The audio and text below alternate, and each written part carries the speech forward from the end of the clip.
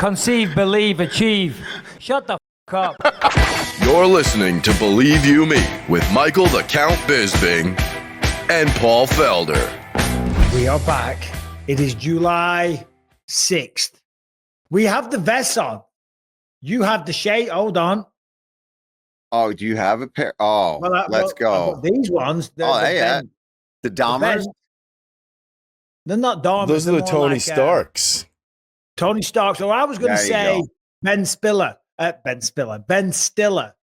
in Starsky and Hutch. Do it. Anyway, how was your 4th of July, Paul? Leave them on. You look good. Okay, I will. I like these. I just got these. They got some USA. They got some flag stuff in there. Nice. Yeah, man. The weekend was chill. The weekend was very good.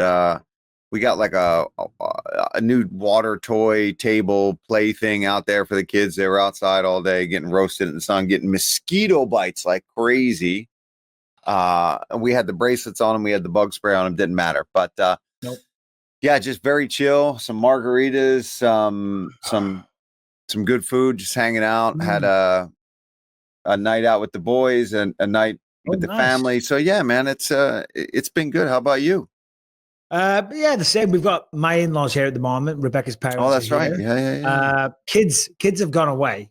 Ellie's out. She's at the lake or Lake Havasu or somewhere like that anyway. Or the river, they call it in California, even though it's not a river, it's a lake.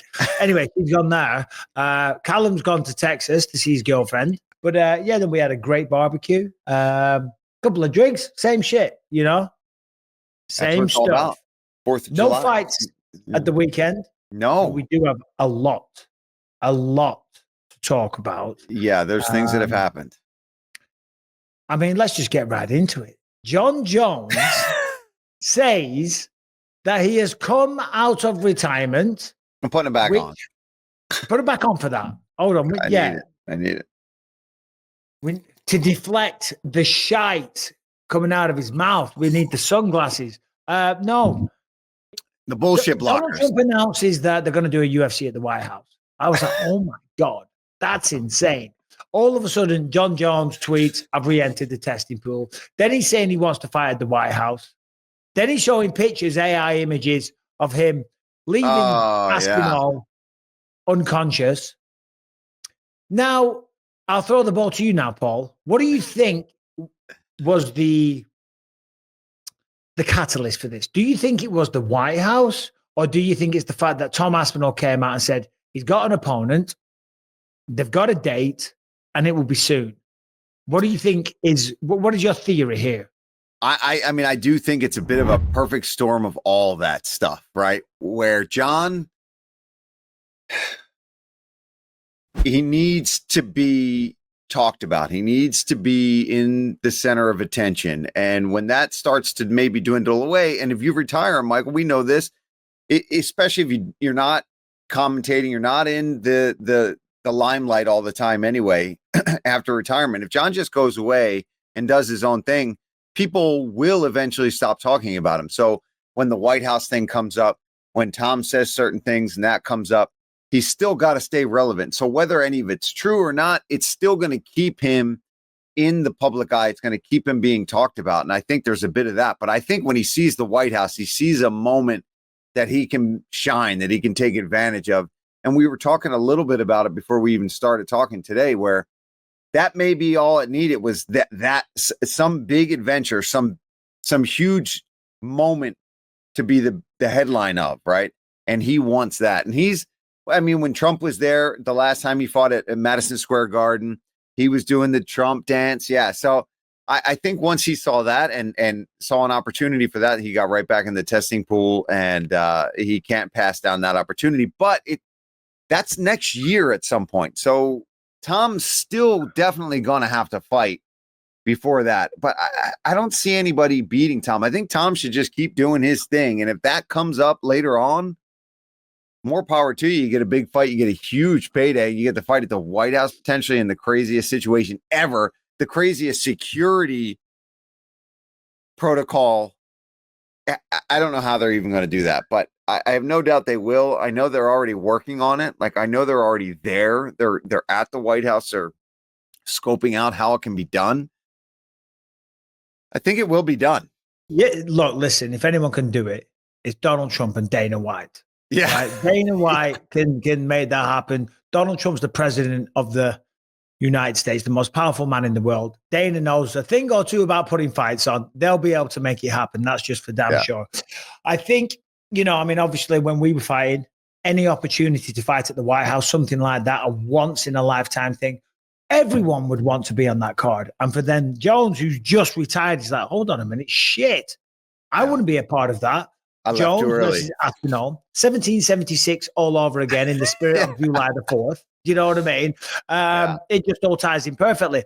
But I was talking the other day, and I think maybe, he went out to Thailand, and he's out there, and he's partying, and he's having a good time, and God bless him. Fair enough. Live your life, right? Enjoy the riches of your spoils. But he's out there and people probably telling him, you don't need this. You've made money. You can still make money. You're John Jones. You'll always be able to make money. You're a brand name and stuff like that. This is the type of shit that people tell you. You don't need to fight anymore. And he's like, yeah, you're right. And he's waking up hungover and partying and going to the beach and riding around on mopeds and sniffing dude's hair and whatever the flipping hell he's doing out there and getting into fights and whatnot, right? He's like, you're right. I don't need it. And I've got more money coming in next month from this lawsuit and this and that and yada, yada, yada. But you're right. Then you get home, you get back to reality, right? You wake up sober and you're like, hold on a minute, the world's moving on without me. And I still love that. And there's a competitor in him. And he's not bothered by people talking shit about him because he's a big boy. And, you can't let social media comments dictate how you live your life. But there is a lot of people that are turning and saying that he ducked him. And Jones is a fighter when it's all said and done. You can talk about all the stuff he's done outside of the octagon, but you can't deny the greatness of what he's done inside the cage. That's just a fact. There's been a lot of bad shit that he's done, but inside the cage, he's been fantastic. And I think maybe it's starting to get at him. And he's like, you know what?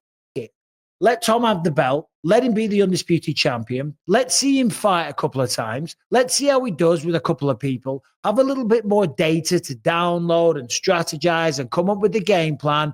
And maybe next year, if they do it at the White House, I'm all about it. And hey, you know what? Again, he should have done this a lot sooner.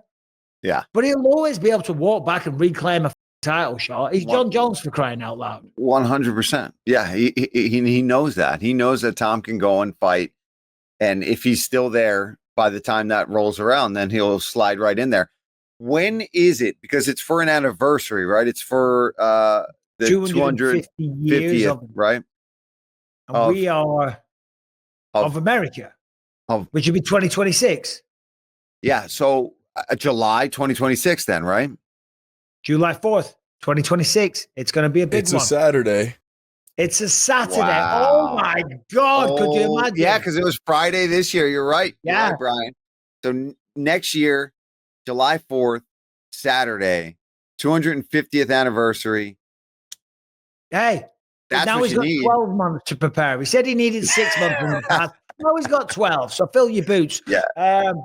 I was going to message Tom and see if he'd jump on the podcast today, but we're recording this on a Sunday because tomorrow I start filming the highly anticipated Atlas King movie. So we're recording it on a Sunday. Thank you, Paul. Thank you, lads, for working with me. But I'll tell you what, it feels like a Monday because we had July 4th on Friday.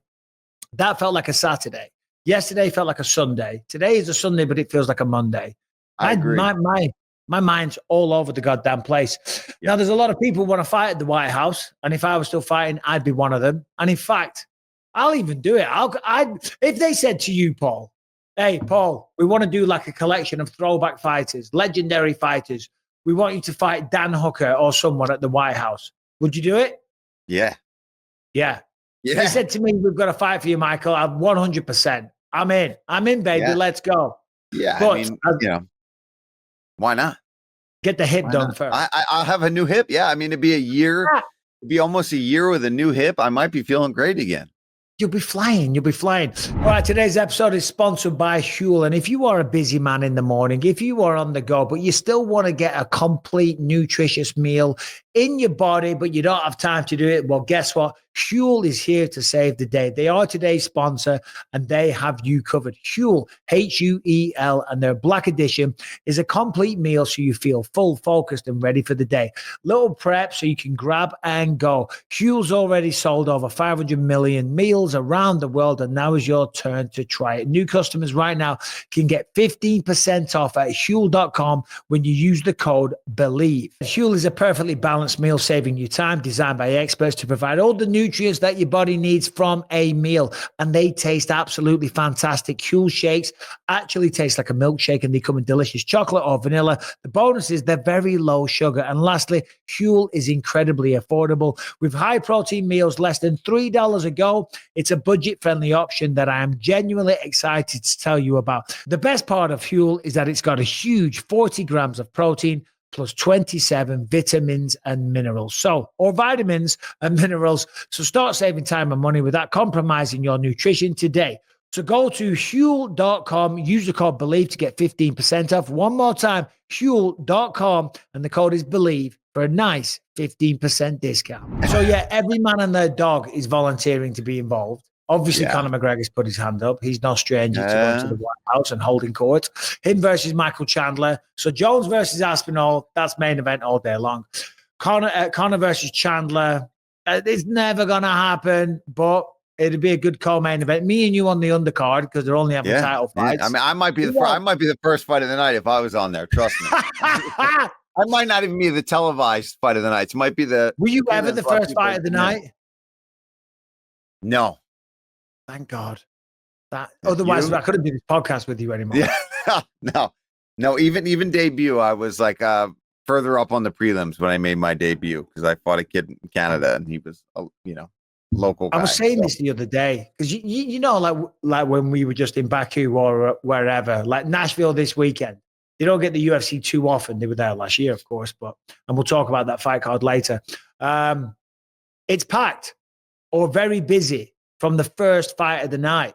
I was watching the fights last Saturday, and those poor people, I say poor people, I shouldn't say that, but you're fighting.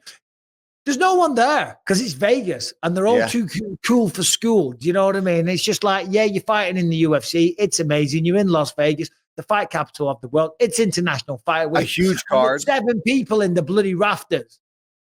Yeah. And Theo Von is there from the very first fight of the night. And I appreciate that because you know what? If you're going to go to a fight card, you might as well go and enjoy it. I've never understood going until like the last fight. I can understand that if you're a busy person, you're a celebrity and you want to go later, you show up for the main card. At least show your face when the main card starts. You're around as we're doing the stand-up and there's some buzz going and things like that. But to some people only show up for literally like the co-main and the main event. And it's like you're there to see one fight. And it didn't last very long. So if you were only there to see Poirier and Charles, you weren't there very long. The problem is there's so much to do in Vegas. And I think that's a boxing thing as well, because like we did the boxing fights, or even still, they're just so top heavy. You only really care about that one fight. But in the UFC, there's tremendous fights from start to finish. Who would be on your fight card at the White House, though, Paul? No. I think we'd have to have Sean. I did a video on this on my YouTube channel. You'd have to have Sean Strickland on there. You'd have to. Against Israel Adesanya, make the rematch. I guess if you didn't have Colby Covington on there, that would be a slap in the face. But does Colby deserve to be at the White House? I mean, you got to be winning fights and looking good, I think, to be fighting at the White House. And, he might be handcuffed to a toilet or something at the rate he's been going lately because he's been looking like shite. So, no, I don't think he does deserve to be there. And I think Trump doesn't like him as much as he wants him to be, or at least as much as his character wants him to be liked. I don't even know if the real Colby is a Republican. I think Chaos is a Republican, but I think Colby Covington's a bleeding blue Democrat. Shit. Yeah, screw him, man. Yeah. I'm like all of them. Gee, that's like the biggest insult you can give Colby Covington. Well, good. He made up some bullshit about me, so he can kiss my ass. Okay. Maybe that's who I'm fighting at the White House. Hey, at this rate, you might be fighting him on site. Yeah, Do you think you'd have a go on site, Paul? No, I don't think you would have a go on site. What's he going to do? Single leg me? You going to wrestle me? That's what's going to happen. Let's be completely honest. I mean, honestly, I'm joking. I know the real Colby, and I know he's not a complete douchebag. His character is a complete douchebag. But if it was on site, what are you going to throw hands? Are we going to throw hands? I like my chances even today if we're throwing hands. I like my chances today against a lot of people as well. But still, we are egomaniacs. Hamilton and Brian, who do you want to see at the White House? What are the fighters? I did a YouTube video on this, and I said we're going to have a women's fight. And I said bloody Shevchenko versus Erin Blanchfield. I should have said Kayla Harrison. Judo Olympic gold medalist. You know, and she got to say Trump when she fought at MSG as well. So, you know, but who would you lads have on? I want to go exclusively UK versus US. I feel like that has to be the whole card all the way through because it's 1776. Hey, and y'all want your get back. I have a great idea that nobody's ever thought of before. Hold on, let me retort to what Harrington said there. All right. I hate to break it to you guys. And I live in America and I'm proud to live here and I live a great life. So don't take this the wrong way. So get your red, white, and blue glasses on, Paul. I went through the rankings. You guys don't have a single American champion. Wild. We Right? No, not a we one. got Tom Aspinall. We got the baddest man on the planet. You haven't got a single champ. What is going on, guys? We got Michael Chandler. We have one less question at the end of the show at this point. No, listen, no. It's just a bit of fun, boys, but what is going on? Wow, you're right. So was John our last guy? John was the last guy. Let me bring up the UFC rankings. Not a single. You've got Pantoja, Merab, Volk, Ilya, Jack, Della Maddalena, Dricuss, Magomed, Tom, Shevchenko, Zhang Wei Li, and that's it. Oh, and Kayla Harrison. Kayla Harrison's American. She's going to have a title, or she has a title. No, she hasn't got it yet, though. Oh, yeah, fair enough. No, she does. No, she just won it off Pena. Yeah, you're right. You've got. We do have an American champion. I take it all back. Yeah, killing it. I take it all back. Sign. Just edit that bit out, Brian. Do whatever you have to do. Back the Brinks truck up to Dakota Ditchova, and then you got UK versus America on the women's side too. I tell you what, we're gonna have. I mean, Merab Dvalishvili, bantamweight champ. We could have Movsar Evloev. He's Dagestani, right? Yes. He could be the champ at 145. Ilya's 45. We could have Shavkat or Islam at 155. We could have Khamzat at 185. Magomed's 205. What I'm saying is the Dagestanis or the Russians. It just says Russia for Magomed. They might be a for champion Evloev. in every single weight class. Movsar is a different northern.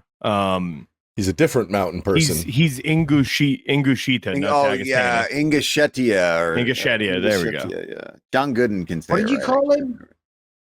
I'm not saying that again. You can beat me up. So America versus UK booking that's never been thought of before is Conor McGregor versus Michael Chandler. Let's have that fight at the White House. Well, Ireland, and that's the UK. No, it was the UK. It is not a part of the UK. In 1776, maybe.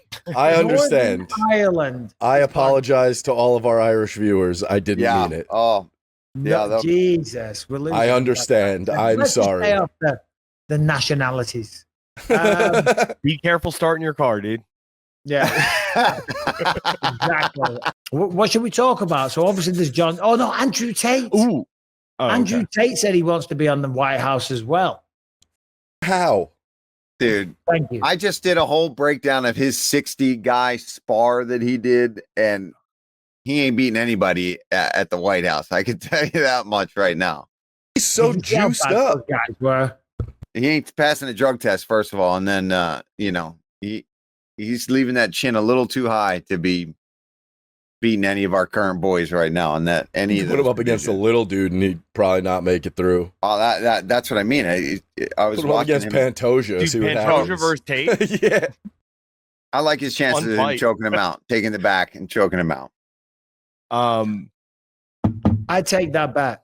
I think Pantoja would beat Andrew Tate. He would take I him out. 100% also agree with you. Easy. 100%. Pantoja slips one punch.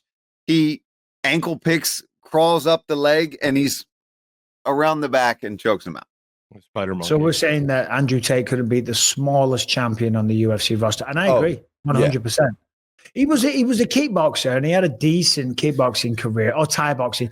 But you know, when you say with a world champion, there's world champions that 10 pennies. All someone's got to do is promote an event and say, right, this is the Believe You Me podcast World Championships. Yeah. Boom, there you go. You're a world champion, right?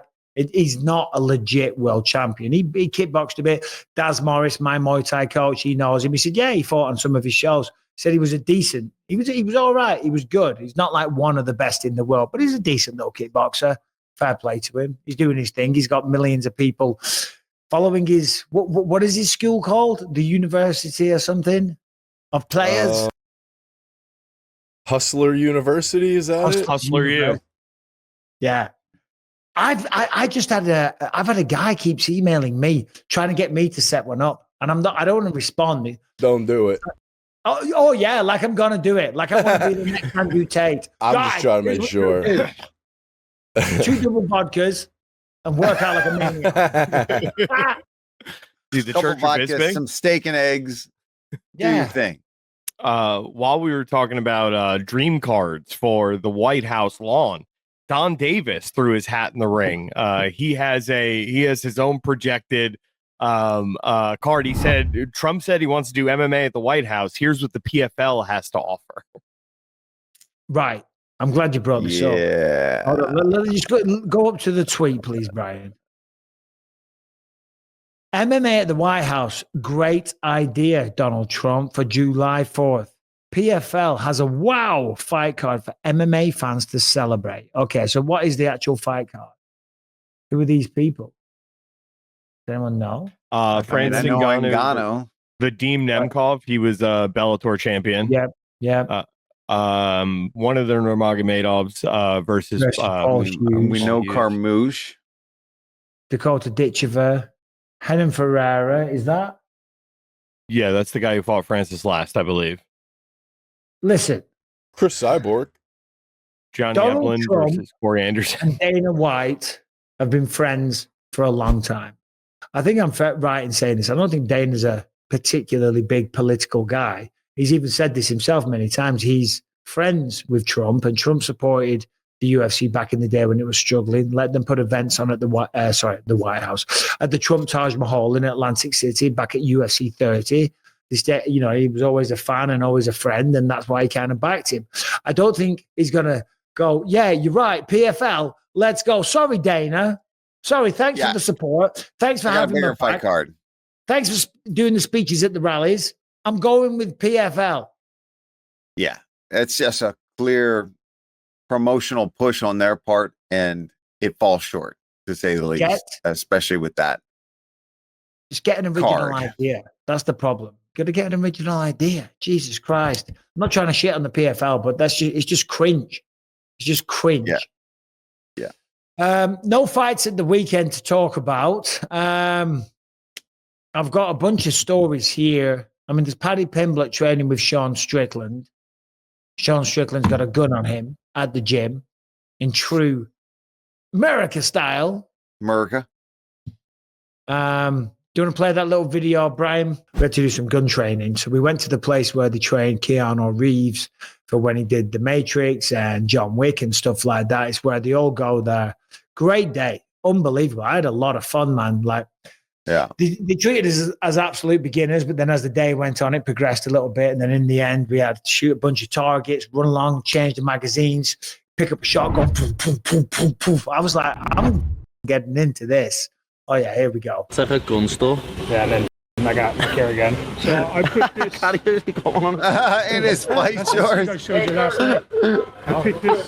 See this? That's like a gun store. Paddy's laughing his head off. Patty looking like 205 pounds right there, too.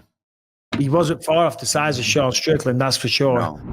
All right, today's episode is sponsored by BetterHelp, that are here to help you get the therapy that you need if just life is getting too much for you. If you are struggling in some way, BetterHelp is here to help, as I said.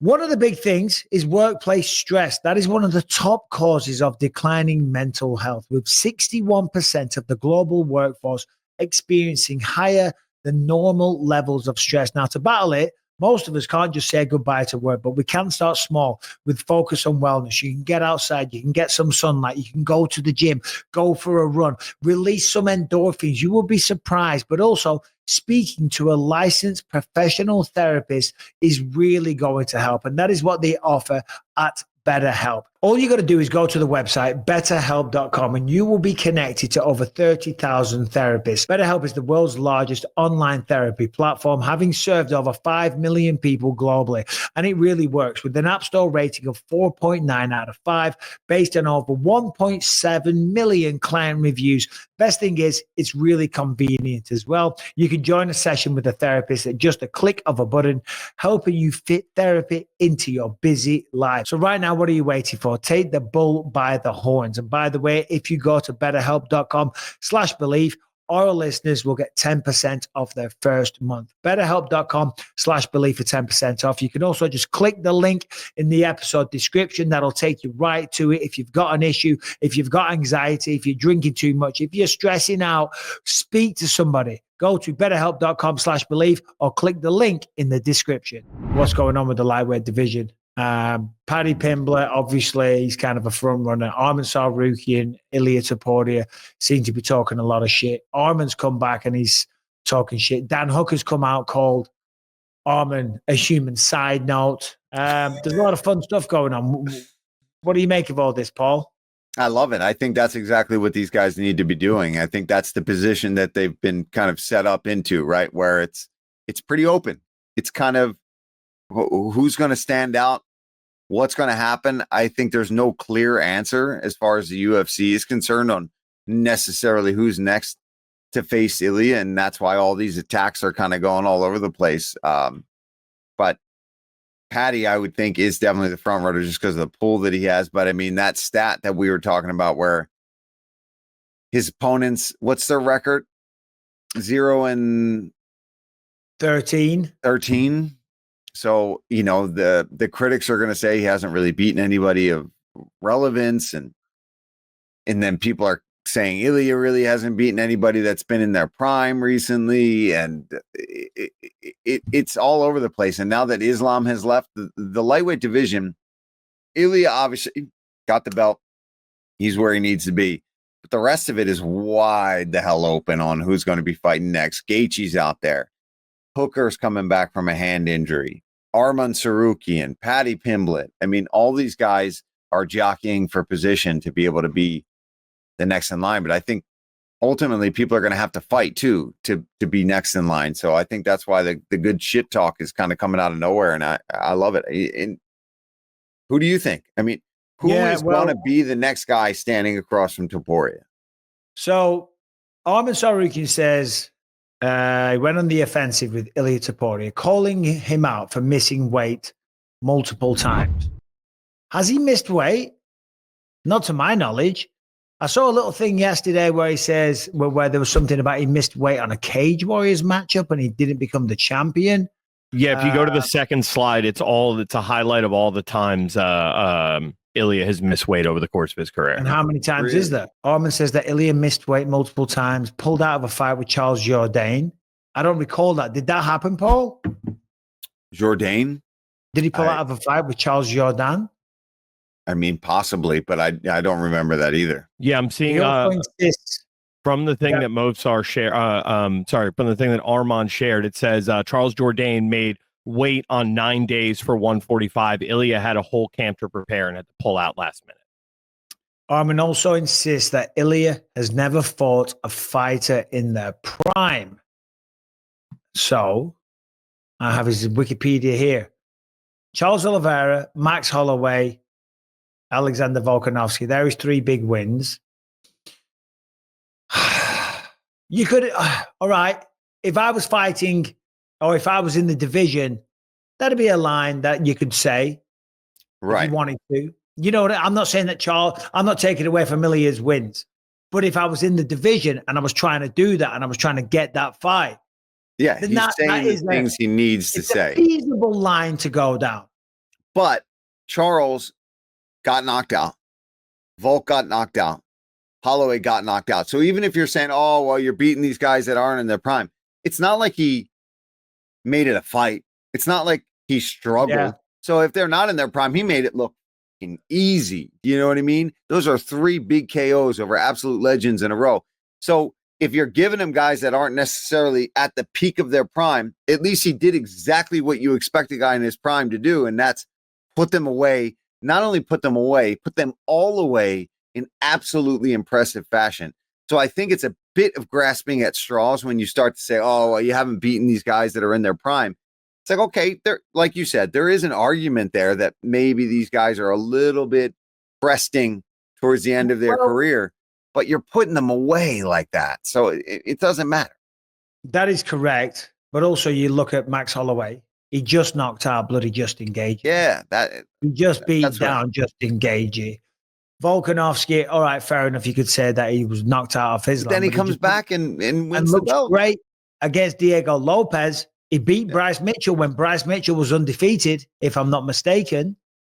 Knocked out Jai Herbert. Ryan Hall was in his prime, I guess. So yeah, I mean it's a nice little way for Armin to poke the bear, but yeah, I don't necessarily agree with it. No. Dan Hooker jumped on, said that Armin is a human side note about missing weight.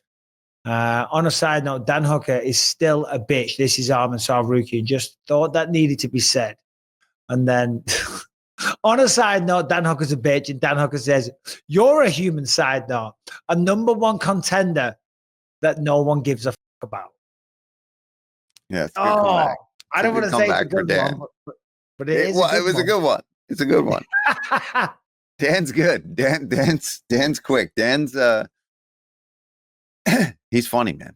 He's funny. I hope he comes back well too. I hope that hand is going well. I reached out to him not too long ago, and he said at the time, like a couple more weeks, and he was back to training. I see him working out and working through it.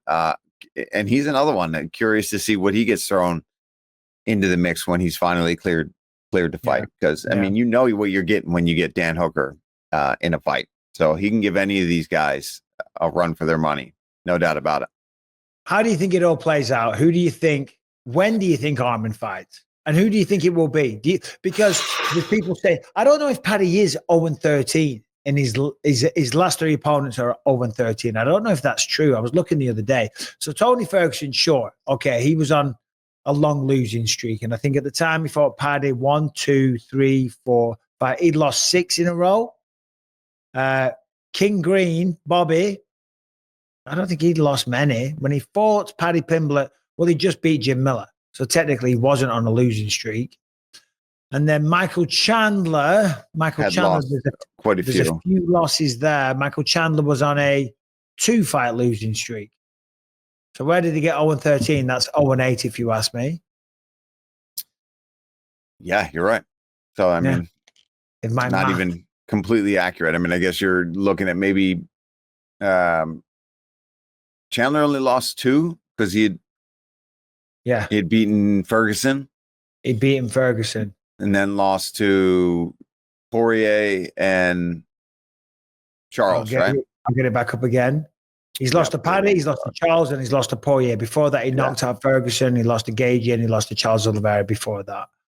Yeah. So they're forgetting about the Tony Ferguson win. But anyway, so I think what they're saying is it's his last 3 opponents are currently on an 0-13 streak. So it counts the losses after him. Like Paddy beat King Green, and then King Green lost to Mauricio. Okay. Yeah. You know, like if you follow that line, there's one more loss for Ferguson. I think one more for one more that I just said. Yeah, but you can't discount the wins that they had in between. That ends the losing streak. No, there was no wins in between. Like he lost to Paddy. King Green lost to Paddy. No other fights. Then lost to Ruffy. No, he didn't. What? King Green. Yeah, he beat Jim King Miller. Green. I feel weird saying King Green. Yeah. God, I'll do it. I'll scroll down again.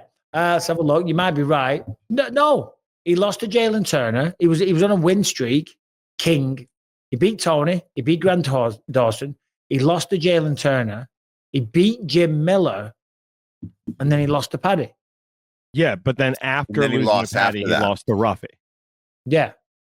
So that's 2. Anyway, whatever. This is stupid. We were sitting there bloody counting people's records and whatnot. We got no fights to talk about, so we're just kind of spitballing and seeing where we go. Speaking of people coming back, here we go. Trying for a segue, but it's not the best one. What do you think about this? Tyson Fury. Do you keep up with the heavyweight scene? I've asked you this before. Fury's coming back. He wants to fight April 2026 against Alexander Usyk for a 3rd time when he's already been beaten twice. What do you think about that, Paul?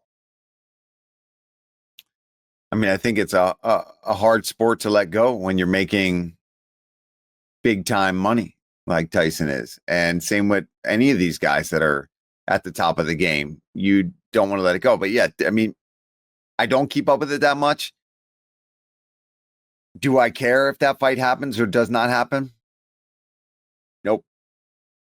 Don't care if they fight. Don't fight. Don't care who Usyk's gonna fight. Don't know much about him. Just know who Tyson Fury is and that he's a gypsy. I kind of want to see crazy. it. Is that? Do you? Yeah, only because, well, the first 2 fights, they were good fights. They were good fights. They were. So I'm not against watching a good fight again. The build-up, or is I don't think I've seen the first 2. Oh, they were really good fights. They were highly anticipated. They were good fights. The build-up was awesome. They did them out in Saudi Arabia, and they had these crazy promo videos that they did. On one of them, John Fury headbutts a fan. You know, no man alive. Oh yeah. Oh, I know that. I know him. Yeah. No man alive, right? He was punching bloody glass. He was flipping tables, and he was headbutting people. So like the whole circus leading up to it was great, and then the fights were good. And then on top of that, they happened in Saudi Arabia. If this one happens, it's going to be in England. So I think it's good for English boxing fans. You know, a lot of people have to fly out to Saudi Arabia. You got to buy tickets. You got to buy hotels. You got to buy a plane ticket. It's very expensive, you know, whereas now they can just jump on a train, go down to London, support a British fighter against Usyk. So yeah, if they want to do it again, great, you know, but do you think, because Usyk beat him by split decision in the first one, beat him by unanimous decision in the third one, right? Tyson Fury claims that he was robbed on the scorecards both times. Of course, all right, that's what fights say, but he wasn't. He lost fair and square. Usyk's probably thinking, well, I beat him twice. I'll beat him a third time, and I'll get paid $120 million or whatever. Fuck it, I'll go again. I'll go again. Why not? But you're not guaranteed to beat him. Just because you've beaten someone twice, do you think he thinks he has his number? I mean, I'm sure as a fighter, yeah, he 100% thinks that. But again, when you're talking about that kind of payday, and that's the only guy you're probably going to get that type of payday against is somebody like Tyson Fury, then shit, I don't blame him for being like, let's go, sign it up again. Let's run it back a third time, because that kind of money, and he already beaten him twice. And I mean, is he younger too? Is Usyk younger? I mean, he's smaller, but he's 6'4". He's not exactly a small guy. No, I mean, Tyson's smaller, huge. He's younger. He's undefeated. He's beaten him twice. He's going to get paid a shit ton of money. Yeah, you know, let's go. There's no downside. There's no downside. No. He's like, all right, you want to go again? You want to go again? All right, fuck it. We'll go again. We'll do it a third time. A third time. Let's go. Fury is 36. Usyk, 38 years old.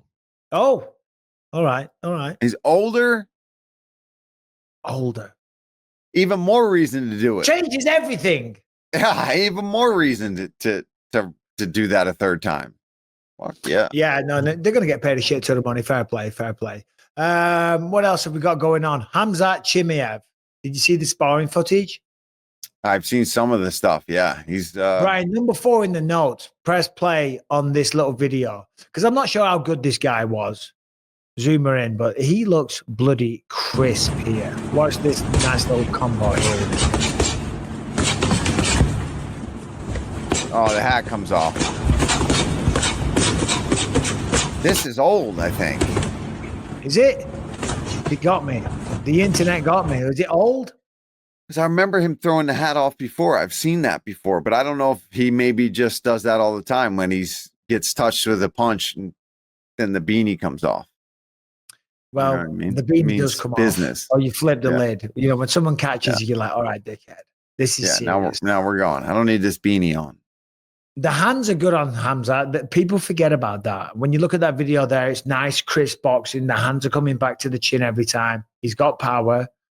We know about the wrestling. Do you think this is the toughest test of Dricuss du Plessis' career? Yeah, I think so. I think just that first round type of crazy onslaught that he brings to the table and the pressure that he brings early in a fight is very, very difficult, where it might not be the highest caliber as far as pedigree and what we've seen from a fighter so far. I mean, you got Whitakers and people like that he's been able to beat and get through. But I absolutely think that this is going to be his biggest test for somebody that's going to come out. And you know that first 5 minutes is absolute chaos with somebody like Khamzat. He's going to be on him. He's going to try to take him down. He's going to try to take his back, and he throws big punches. And Dricuss being a little bit wild and a little bit clumsy in there sometimes. I think this is his biggest test. But, dude, I'm done ever counting Dricuss du Plessis out of a fight. He has proven all of us wrong over and over again in these fights where we think this guy's going to kick his ass. So if I had to pick, I'm leaning du Plessis, because I mean, when you look at something the about him. record, I'm a big fan of du Plessis. It's crazy because when we did the UFC 317 weighing show, we had to pick most underrated fighters. And some of the other panel, I think a couple of them had Dricuss du Plessis as underrated, and I was like, I don't know if he's underrated, man. I think he's the real deal. He's a big, strong guy. He's knocking people out. He's wrestling them. He's submitting them.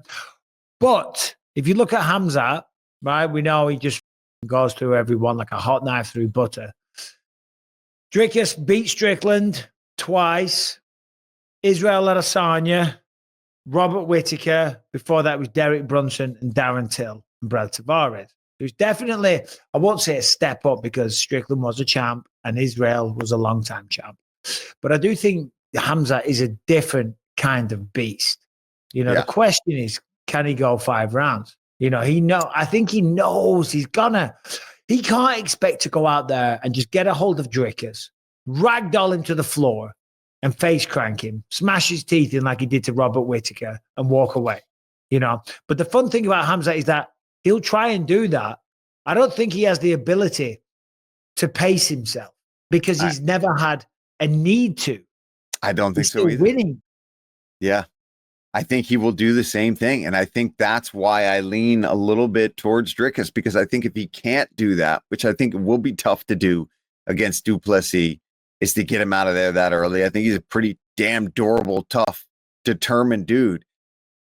I think that's going to be his biggest problem, is his ability to fight 25 minutes at that kind of crazy pace that he fights at. And I don't see him going, okay, you know what, in this one, and it might be his worst.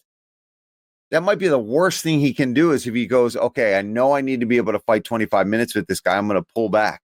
You can't let somebody like du Plessis get into that fight and find their rhythm and start to land those weird shots and stumble into a takedown on you, get on top. He's a big, heavy, strong dude, and he's a big guy for that weight class.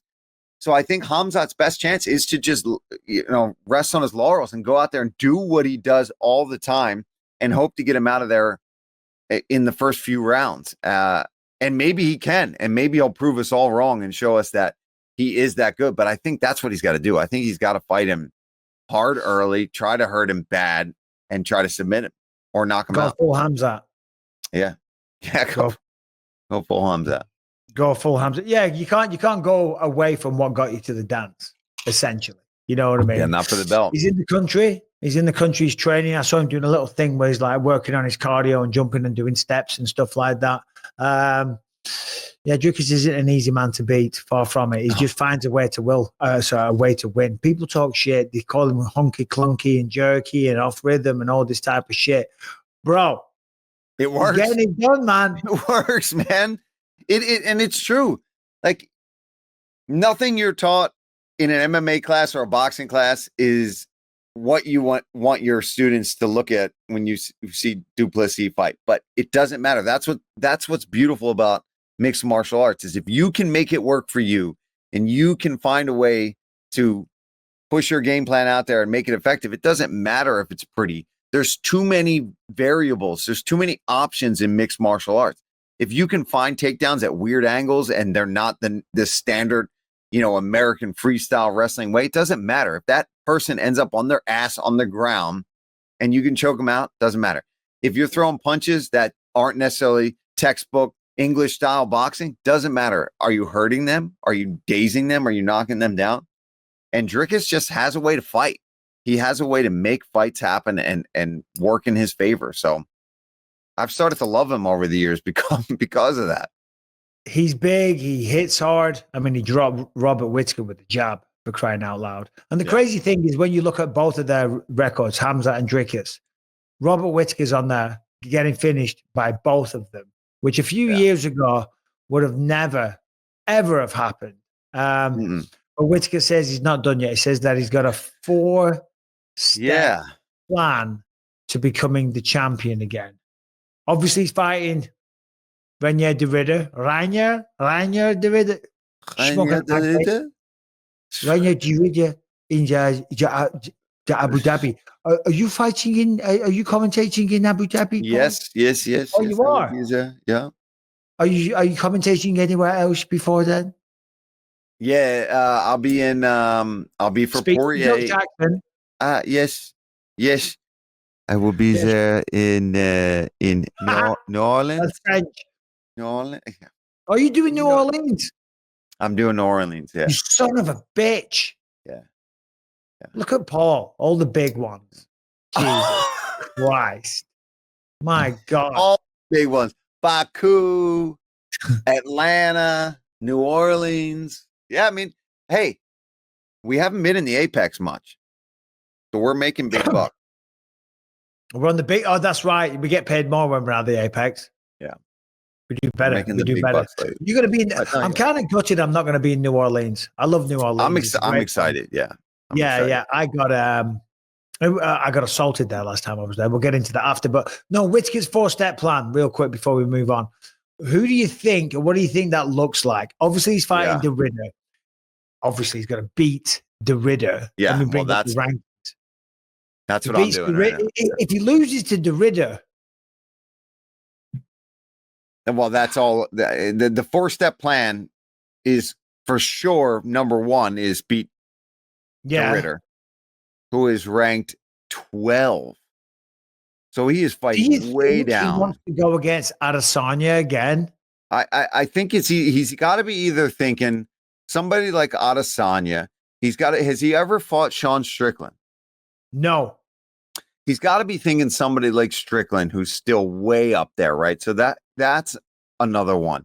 He could be thinking somebody like, Kyle Bahayo is trying to get big name fights. He could even fight and beat, Nasruddin Imavov. I don't know if he'll get that kind of fight because Imavov is pretty much saying he's next in line for the belt. But I would think, he's got to be thinking, win this one, beat somebody like Bahayo, beat somebody like Strickland, and then fight for the belt. That's what I would think he means by that. I think Bahayo's going to fight Imavov on the undercard of Dricuss and Khamzat. But those are still options for him, right? So win or loser, either way, that's what I would imagine he's thinking. If it's a 4-step plan, I'm just saying the 4 steps aren't easy because you got Dricuss as the champ. He's already lost to him. Imavov is number 1. Strickland's there at number 2. That'd be a good one. That'd be a good matchup for Robert. Like that fight. Yeah. Khamzat is already lost and he's fighting for the belt. Adesanya's been beaten by him twice. However, Adesanya Is he the same guy? Maybe not the And then it's same. Whittaker. Yeah. He doesn't want to fight people behind him. I'm just saying the 4-step plan, it might be a bit long. Harrington, you were going to say something. I was just checking. I believe Imavov versus Kaio's already been booked for September 6th at Acor in Paris. They're saving Imavov for the big Paris card. Nice. That main event, I imagine, right, Mike? It's got to be. Yeah. That's the only fight announced on the card. It's not the only fight, but it's the main event. Yeah, I'm calling that one too. I'm calling that one too. Yeah. Oh yeah. I'm gonna go to Paris, and then we're gonna go for a little. I don't know where we're gonna go. We're gonna have a week. Me and the missus. We're gonna be in Paris for a few days leading up to it. Then we were gonna go to Venice for a few days, and then somewhere else. But now I'm starting to doubt my choice, because we're gonna be in Europe. Kids are older. They don't care about us. You know what I mean? They can look after themselves for 5-6 days. It's fine. Lucas is 15. Kids are 24 and 23. You know, they'll be fine. So what I was thinking, we were going to go to Venice, get a bit of culture, and then somewhere else. But I'm thinking, hold on, Ibiza is still in full swing. I'm thinking we got to do a week in Ibiza and party our asses off one last time. I haven't told the missus yet, but honestly, that's what I'm thinking. I've got some friends in Ibiza that, they run all the clubs and shit like that. We'll get hooked up to the max. I'm not sure she's going to be feeling it, but that's what I'm thinking. Just, before we get too old, before we can't be bothered, I'm going to Ibiza, baby. Yeah, I like that plan. I like that. But anyway, the 4-step plan, I have no idea what that's going to be. That's what else your 4-step plan. What's that? I said, that's your 4-step plan.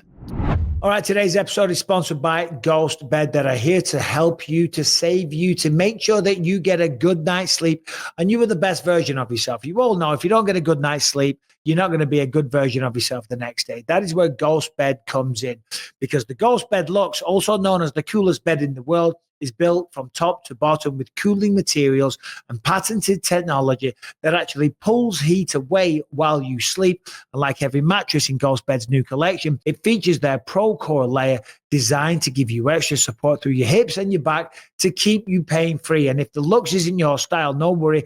Ghost Bed has options. Go to ghostbed.com/believe, or just hit the link in the description down below and take their mattress quiz. After a few quick questions about how you sleep, they will set you up with your best match from their all-new collection. They have over 20 years of experience. They've got over 60,000 5-star reviews. Ghostbed is a family-owned company that knows how to build top-quality mattresses that actually last. Every mattress is made in the USA and Canada using premium, durable materials. And whenever you're ready to upgrade your sleep, use the code BELIEVE at checkout for an extra 10% off. Yes, that's even on top of their fantastic deals. That is ghostbed.com/believe. Use the code BELIEVE to get an extra 10% off. You can just click the link in the episode description down below. Ghostbed, sleep cooler, sleep better, even when your brain won't tap out. Harrington, give us a non-MMA story. What have you got? Well, I was banking on you and the John Wick thing, but I think this is super interesting too. This is also kind of ripped straight out of a movie. Juliar Cesar Chavez Jr. Had a rough week last week. He lost a fight to Jake Paul and then was promptly deported. There was like a big uproar over it, talking about, this is what happens when you lose a fight to Jake Paul. This is crazy. New information has come out, according to the State Department, that he was working directly with one of the cartels in Mexico. And if there was like a guy who had run afoul of the organization, they would hang him up upside down and Chavez would come in and work him like a heavy bag.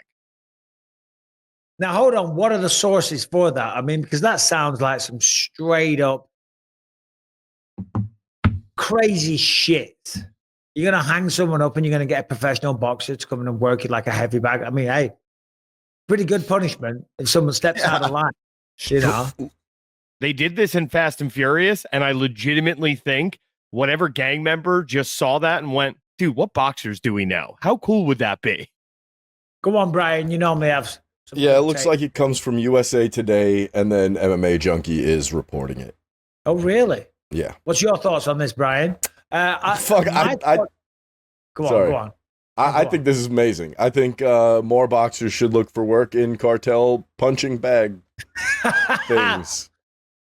I thought it was because Jake Paul versus Chavez only sold 38 pay-per-view buys. Did you see that rumor going around? I did. I did. Yeah.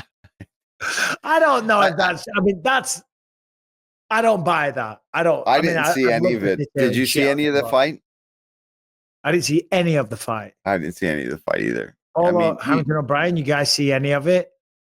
I didn't watch it. I didn't see any buzz for it, any hype for it. I didn't even see clips on Twitter, to be honest. I didn't see clips. They made it so the main event, they made it so Paul was fighting at the same time as Ilia Topuria. Of course, no one watched that. I did Google it. It says the 38 pay-per-views is a joke. Reports indicate the fight sold over 500,000 pay-per-views, but we know who's reporting that. No way that sold over 500,000 pay-per-views. I'm sorry. I'm willing to. It didn't even get 500,000 views on Stream East, which is not a website. Nobody. I don't know what Stream East is. I've never heard of it, but I imagine it's a. I wonder what they do on there, Paul. When are you next at work then? So you're next at work in New Orleans? Yeah. So I got another whole week off. I'm off Nashville, and then New Orleans, and then Abu Dhabi, and then I was supposed to work with you August 2nd, I believe, but I decided that it is very, very, very close to my hip surgery. And I talked to Zach and I was starting to get stressed out. So I don't think I'm going to work that one. I think I'm going to just focus on getting ready for going under the knife for a pretty big surgery and stay at home. Cause I was originally going to be going out there on Friday, call the fight Saturday, get on a red eye back to Philly, then go to DC that night or the next morning and then have hip surgery that day. Why don't you do what I did? Have 3 neck surgeries, and then 3 days later jump on a plane to Macau, China. Oh, why don't you do that? I don't know how you did that. That was the dumbest thing I've ever done in my life. Yeah, that was the dumb, because I had the replacement, the disc replacement in summer, and then I was able to work a week later, and it was fine. So I thought the same thing. This time they came through the back and did a bunch of shit. Oh my God. That 16-hour plane ride to Macau, or to Hong Kong, actually, was just hell. It was torture. Yeah. I can't even begin to explain the mania, the manicness, like requesting ice. I had an ice pack. I was in so much pain. And I had some sleep medication to help me sleep, but Rebecca didn't put it in my bag, right? So I couldn't sleep at all. And I was asking for ice because I brought an ice pack with me, but all the ice melted. So I wanted ice. And she was putting blink, like 2 pieces of ice. I'm like, no, I need ice. And so, what's going on? Do you need a doctor? I'm like, look at my neck and it's still got all the stitches in and everything. She's like, do you need a doctor? I'm like, no, I don't need a doctor. I've just seen a doctor. He's a dickhead. Okay. it was hell. So you're doing the right thing, Paul. Rest. Yeah, I'm trying to rest. And then the next show after that will be Paris. So, and that's even a little bit closer than what they originally wanted. They wanted me to not travel for six full weeks after the hip surgery. And I'm like, that's tough to do. That's tough for me to sit for 6 weeks and not work. So I was able to get them to get that down. What is the actual date of the surgery? August 4th. August 4th. All right. Yeah. So that's I don't blame you for missing August 2nd. You'd have to fly home on August 3rd. Then straight under the knife on August 4th. Yeah. So I was like, let me give my sign. And Zach, like, it's already you and Brendan. So you're doing the post fight. So like, they don't really need they don't need 3 man. I love that we have them because it gives us all more opportunities to work. But it doesn't hurt them, right? If it was Brendan and Dom, it would have been tough because Dom doesn't want to do the post fight interviews. So that would have been a trickier situation. We would have had to try to do a switch. But since you're already there, it made it easy. And it's like I didn't want to do it because I want the work, I want the money. Easy for you. Am I going to do a 2-man booth? Are they bringing in Dom? No, you're doing 2-man booth. 2-man booth. Jesus, it's old school. I better get my research started You better now. be ready. Hit up That's the good ChatGPT. thing. You'll be ready to go. That's the good thing about the 3-man booth. You know what I mean? Yeah, you spread it out. Spread it out. We tap each other. It's like, but Yeah. I'm coming to the end of my bit. I'm like, Paul, get ready. As soon as I finish my sentence, that's your cue. My favorite thing that you do when we're going, you're going. Oh, Like, you got it. I'm like, I got you. All right, I got you. No. Because sometimes they're making the ring walk, they walk in the octagon, and I can see that you want to be a good teammate and you're going to kick it to me, right? Yeah. And you're like, no, I'm good. There's going to be 7 seconds. Yeah, you got literally like 5 seconds to be like, he's great. I can't make a good point about this fighter in 7 seconds. He's amazing. So I'm like, Paul, you just keep it going, buddy. Keep it going. Yeah, no, I actually like it. I like the communication because then I'll just I know, keep talking because once I'm already talking about the guy or the girl, no problem. But sometimes if there's and you get stuck in bad situations because it happens the other way where if there is no communication and then it's tossed to you and then you're hearing in your ear, all right, rap, and you're like, well, I just started talking about this person and now I've got to rap. So what am I going to say? Go, right, I like their shorts. So this guy, and they'll go rap, and I'm like, well, I'm going to sound so dumb if I just rap, you know? Right, and that's what people at home get, right? Is that a lot of the times there's other circumstances going on why we, and again, I still get it on the post-fight interviews, and I'm sure you do too. We have no control over why or why not the post-fight interview happens to everyone out there that's watching this. So there you go. We do not. Harrington's put this in the notes. It's rather depressing. 59 dead so far following massive flooding in Texas. Yeah, I saw that. It was at a girls' camp, right? Some girls' summer camp. It was a Christian summer camp. It got flooded. One man passed away, like saving multiple children. He's being lauded as a hero during the flood. Yeah, I saw that. It's something to do with the MMA world, actually. He's a coach for some fighters in the PFL. And he risked his own life jumping in trying to save some girls. I think I'm getting that. Jeff something. I saw it on Instagram earlier. Yeah, it's bloody awful. It's just so damn bad. You know, I mean, there's not a lot to say. I mean, I've seen some of the footage where the water just burst the riverbanks. Jump on, Brian, where the water burst the banks, and then, you know, then now you're dealing with Mother Nature. It's just insane. In a little bit of in a little bit of less shitty news, there was a bunch of Eagle Scouts that saved a bunch of kids at the camp. So make sure your kids are in scouting. Put your boys. What do you mean, scouting. Eagle Scouts? So it's like the old, so it's the highest rank in Boy Scouts, and you just learn a lot of skills in Boy Scouts, and then when you make Eagle, you get a card that's fancy. Oh, you an Eagle? You were a Boy Scout, Brian? Oh yeah, I'm all sorts of outdoorsy, and they just saved a bunch of kids making a raft, floating them out. Oh, that's good. Things your kids can learn in Boy Scouts. Yeah. Now, Brian, do the girls do any of that kind of shit? Because Ashton's in Girl Scouts. So recently, in the past bunch of years, I don't know, I haven't been keeping up, but they've changed it to Scouting of America, and now it's boys and girls together. In the UK, which I don't think is a good idea. But in the UK, they have Cubs for when you're young. Yeah, then Cub you become Scouts at about 11 years old. Yep. And then for the girls, they have Brownies when you're young, and then you have the Girl Guides.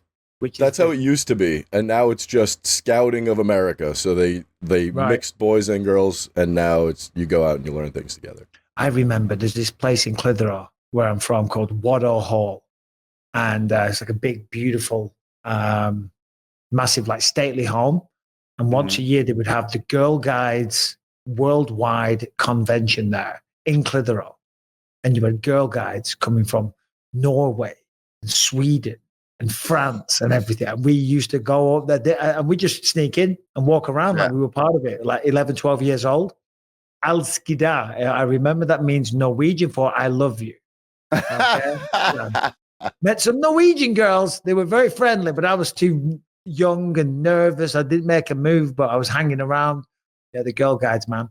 Were you a scout, Paul? Ever do any stuff like that? No, I didn't do any. Like I grew up in the inner city, and I didn't even know that was a thing until I was older. And I grew up on the streets doing stupid shit there. But The mean streets. I didn't learn anything about the most I've learned about the outdoors was probably from my uncle Phil, who's hopefully still not mad at me. I think we're good now, but he was the one that was mad at me. He was mad at me, but I think we're good now. I think he is going to take me to my surgery in August. So yeah, all good on that front. But yeah, he was always the one that would take me camping and do all that kind of shit. Another point on putting your kids into scouts is if they go into the military, you automatically get a rank off of the stuff that you learn in Boy Scouts. No shit. My brother went in as a E2 just in boot camp. Yeah. I was a Boy Scout. We didn't do too much scouting really. We just used to mess around. And we went out and we learned how to make fires, and you can get all your different badges, for fishing, for this, for that, for bird watching and all this type of shit. But we used to just get together and run amok. I got thrown out of go crazy in the woods. I got thrown out of Cubs. So then I was joining the Scouts early, and I got thrown out of Scouts eventually as well. Not for anything bad, just being disruptive and trying to be funny. You know what I mean? Just being a dickhead. Yeah. But anyway, should we get back to some MMA? What have we got, Harrington? We've got no fights. Oh, we do have fights this weekend in Nashville. Yeah. We'll break those down a little bit. What have we got? Well, I got a couple things. I got a story from the boxing world, a couple welterweight stories, and then one thing with a featherweight contender. You tell me which one's most interesting. Well, I'm looking at number 11, actually, where Dustin Poirier says that he went into the Islam fight with broken ribs. No offense. I just looked at the notes there and saw that. What do you make of that, Paul? Broken ribs is a real big issue to deal with. But, I mean, it's tough. It's so far removed from it to say anything now. It's like, I will say, I just saw a clip on his Instagram of him hitting pads after a workout. He is in shape going into this fight. I mean, we're still, a couple weeks out? He's looking he's the most shredded I've seen Poirier look in a long time. So, yeah. But yeah, I mean, broken ribs, dude, when you're trying to grapple and guys are putting pressure on you, it's tough. I mean, I'm not going to say that the outcome would have been different. How do you say that after the fact with somebody like Makhachev? But that's not fun. Yeah, I tore all the cartilage right before the GSP fight. I'm not going to get into the story. I've told it many times and people will tune off. But yeah, it's bloody terrible. But that fight with Dustin Poirier and Max Holloway, it's an interesting one because Poirier's beaten him twice, obviously. I think he submitted him the second time. Or was it the first time he submitted him? First time he subbed him. Second time decision. But Poirier was the bigger guy. He was the older guy. He had the man strength. He had the experience in the UFC. Max Holloway, I think he made his UFC debut against Poirier, right? Yep. That's a son of a bitch to make your debut against. And he was about 20 or 19 years old. Yeah. Now all of those advantages are going to work against him.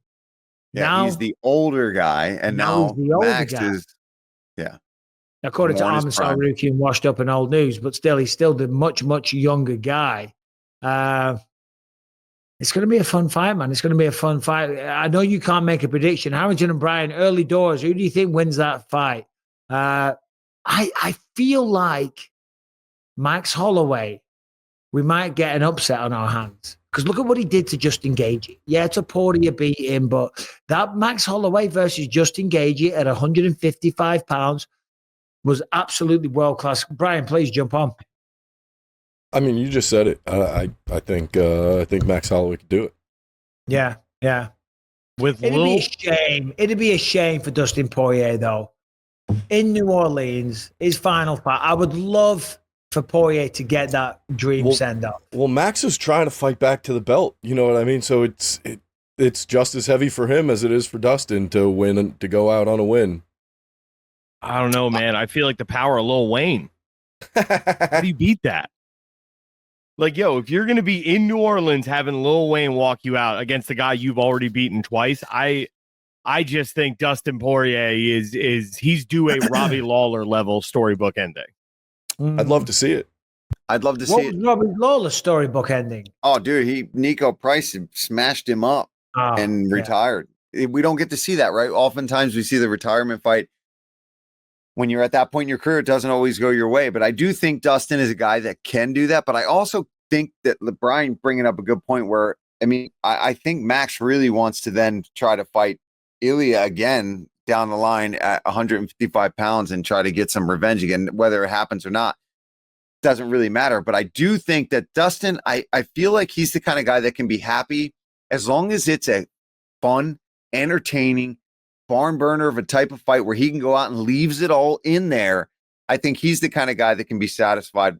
If Max beats him for his last fight, having beat him twice, having beaten Max for his UFC debut, I feel like Poirier is the kind of guy, the classy kind of guy where as long as it's just it's going to be a blood and guts type of fight. I really do. Yeah, I really do think it has to be. And if that means going out on his shield, if it means losing a split decision, if it means winning, I really think he just wants to go, this is my last dance. I want to lay it all on the line. I want to just make sure that for the last one I did, I put everything out there, whether it's good, bad, ugly, doesn't matter. As long as I do that and he can be proud of himself. Dustin Poirier is 36 years old. He's not even that old. It's not that old, but you know, he's had a lot of fights. He's been around forever. Yeah, he's been around 39 professional fights. Yeah. So that's a lot of fights. Made his pro debut in 2009. So 16 years fighting as a professional. That's a long time. Lost by knockout 3 times, lost by submission 4 times. He's had 15 knockouts and 8 submissions on his resume. He's fought nothing but absolute legends. I'm sure he's made a really good amount of money throughout his career. He's built a good life. He's never been involved in any kind of controversy. He's always been a class act. He's always been like a role model to young up and coming fighters. People like that are going to be remembered. I think Dustin Poirier is the type of guy that will get in the Hall of Fame. I think he'll be in the Hall of Fame, even though he was never a champion. I think he'll be one of the kind of guys, one of the rare exceptions that he will be in the Hall of Fame. I mean, look at his last few fights. Islam is going to be Max Holloway, Benoit Saint-Denis, Justin Gaethje, Chandler Oliveira, Conor McGregor twice on the bars, Dan Hooker, Khabib Nurmagomedov, Max Holloway, Eddie Alvarez, Justin Gaethje, Anthony Pettis, Eddie Alvarez, Jim Miller. I mean, what a role. Keeps going. Michael Johnson, Bobby Green, Joseph Duffy. Hey, Joseph Duffy was the shit back then as well. 100%. No, he's only fought the absolute best. He does have a belt at home, though. He did win the he's interim belt. Yeah, he was the interim champ. Yeah, I've always been a big fan of Dustin. I reached out to him. He had hip issues too, so he's a guy that you can call up, you can chat with him. He's as real as it gets, and I'm very, very pumped and excited to be. I love Max Holloway. I love Poirier. So when I got that across my table, I was very, very pumped to be able to call that fight. I'm a little jealous. I would have loved to have called that fight. It'd be amazing. I was going to say, for Dustin Poirier, there it is. For Dustin Poirier, one of the times he impressed me the most. Do these look bent to you? Not really. No, I mean, it's our ears. Like sometimes your ears are a little. I know. The cauliflower is a real issue. Do you have people just randomly ask you about your cauliflower and be all disrespectful? All the time. Yeah. All the time. Where'd you wrestle? I'm like, I didn't wrestle. No. Do you ever have women like you're standing in an elevator and a girl will go, "What happened to your ears?" Oh, no, little kids maybe. Yeah, little kids will ask that. My kids will ask. Yeah, I know. Built a life. No, I was going to say Dustin Poirier. One of the times he most impressed me wasn't through his performance when he beat Conor McGregor that time in Las Vegas. And Conor was saying all that crazy shit, threatening his wife and kids and stuff, being absolute, really going for it. Yeah, lost it. Yeah. And Dustin just ignored it all and never lowered himself to like go into that level and responding and all the rest of it. I thought, you know what? That's a guy that's got his emotions in check. That's a guy that's like, you know what? Screw you. I've just knocked you out. Your words don't mean shit. And It really impressed me. Not as a fighter, but as a man, I was like, yeah, that guy knows what he's doing. One of my favorite moments, though, when he did lose it, and I thought was in a hilarious way. He was doing like some parade, I guess, in Louisiana, and a guy had a sign, and it was like, your wife's in my DMs, and he slapped the shit out of the dude. I thought that was great. Fair play. Have you ever had a fan come up to you and just be totally disrespectful for no reason, thinking that they're being funny, but you're the butt of the joke? You know, it's disrespectful to you, but they're trying to be funny. You ever had that? I've not had the disrespect, but I've had guys come up and they don't know who I am, but they think they know who I am. And I've had a guy just recently, I was with Brendan in the airport. We were leaving one of the fights that we were calling. The guy came up and he goes, "Are you Edmund Shabazian?" And I go, "No." He goes, "Who are you?" I go, "Who the are you?" Yeah. Like, what are you? I'm not that guy, but you think you should know who I hate that when they don't know who I am or they think that they know I'm a fighter or something like that. I hate that. I had an awkward interaction like that with Wonder Boy, actually. Niagara Falls. What? He thought you were Edmund Shabazian? Yeah. He thought I was. No. I was walking by and I recognized the face and I went, "Hey man, I'm sorry this is disrespectful, but are you a fighter?" And he says, "Yeah, they call me the Wonder Boy." And he couldn't have been nicer about it. And I got a picture of him. He was cool as hell. It's like that thing where it's like, yo, your face is so familiar and I feel like I know you from this part of my brain. Is that disrespectful? No, it's not. No? It's not disrespectful, you know. Yeah? You're saying it might be, Paul. The way you just said it there, that you came up to him and you said that you look like this or that, that's fine. This guy, though, thought I was somebody and then was like, "Oh, who are you?" Like, and then that same guy, to his credit, I don't know if he's watching. He's an MMA fan. He ended up inboxing me later and realized who I was and was like apologetic and said like, "Oh my God, dude, just in the moment, I thought you were Edmund. Edmund's got a red beard going on right now. I can understand. He just fought, so I get it." But I had a guy too. Oh, this is a funny story. I was doing a tequila signing in Vegas one time years and years ago. And I was doing signings and this guy came up and he was all like, he was super shaky and he was nervous to be around me. And I'm like, I'm not even that big of a deal at all. And this guy is nervous to be. And then finally he's like, "Thanks so much, Connor. I really appreciate it." This and that. And I was like, dude. And then I can see my coaches that were with me from Ruvensport, Scott Cushman and a couple other guys were like, play along. And I'm like, no. I can't let this guy think that I'm freaking Connor. So I told him, I was like, dude, I don't have it. You notice that I don't have an Irish accent? I was like, I'm not Conor McGregor. I'm sorry, dude. He was people mistake devastated. I get mistaken for Connor, which is crazy because I look nothing like him. I always get the Stipe. That's a common one. I get Stipe all the time, and he gets Bisping. So, you know, we don't look that. I guess certain that angle we might have similarities, whatever. But you reminded me of something there. Autograph signings. I remember I was doing one in Colorado. There was a UFC event. I think it was when Jones fought Rampage, and I did a signing, and I don't mean to talk shit, but screw it, who cares? Dwayne Bang Ludwig is who I was doing the signing with in a Dick's Sporting Good. And there wasn't many people there, okay? Right? There's a little line, and there was a guy that came up, and I think he had some kind of condition, okay? He had like maybe a bit of autism, or he was definitely, I'm not trying to be disrespectful. I was super, super nice to the guy, right? And so the guy comes up, and you know how it is at those things. They have multiple things that they're meant to, you know, that they want signing. And the guy was like a huge MMA fan. So he comes up, and I'm like chatting to them all and being nice and everything. And no disrespect, I had a good career. Dwayne Van Ludwig, right? He's sitting there being a diva with everyone and like kind of being mean and disrespectful. And I signed all this stuff for this guy. And then this guy, and as I say, you could just tell from his mannerisms, he was super, super nervous, and he was a little twitchy, and he was, I don't want to say slow because that sounds really bad, but it was a little, it was, you know, He has something was off a bit. Yeah. Yeah, God bless him, And so he goes to Dwayne, and Dwayne's like, I'm only signing one thing, man. I'm only signing one thing, right? So then the guy, and I thought, whatever, right?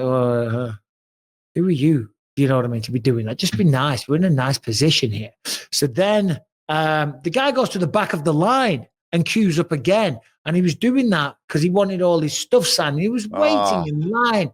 And Dwayne kept telling him every time, I've told you, man, And I don't know the guy.